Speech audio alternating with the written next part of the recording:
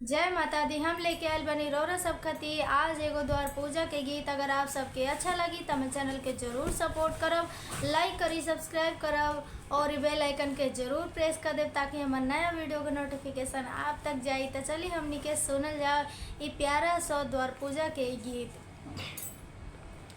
हथवा के फूलवा लिहले बाबा दुआरा पखाड़ भइले।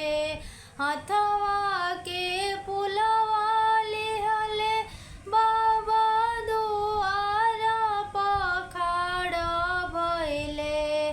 समधि से करेले और जाए लाला, दुल्हा से करेले और जाए लाला।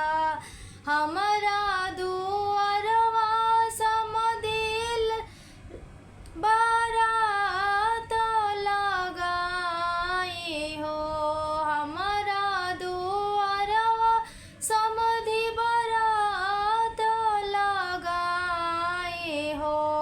हमारा दुआरवा दुल्हा बारात लगाई हो।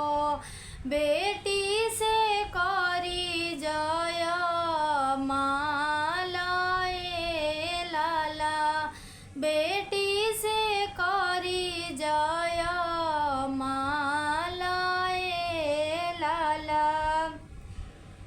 अतना कहिया बाबा रोवे लगले हो।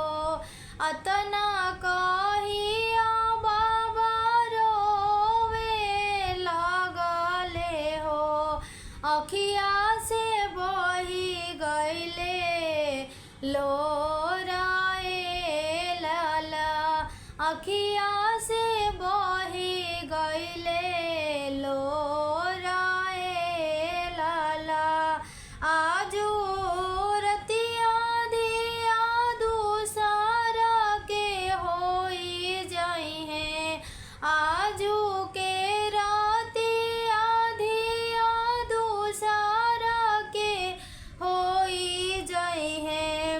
होता सवेरे हमें छोड़ी जाई है लाला, होता सवेरे छोड़ी जाई है लाला। एही से नाए नामे लोराए लाला, एही से नाए नामे लोराए लाला। फुलवा के मलवा लिहले बाबा दुआरा पखाड़ा भइले। फुलवा के मलवा लिहले बाबा दुआरा पखाड़ा भइले। समधि से करेले और जाए लाला, दुल्हा से करेले और जाए लाला। तही रहल हटे द्वारे बारात के गीत। अगर आप सबके अच्छा लागल होई तो हमारे चैनल के जरूर सपोर्ट करब, लाइक करब, सब्सक्राइब करब, शेयर करब, बेल आइकन के जरूर प्रेस कर देव ताकि हमारे नया वीडियो का नोटिफिकेशन आप तक जाई। जय माता दी।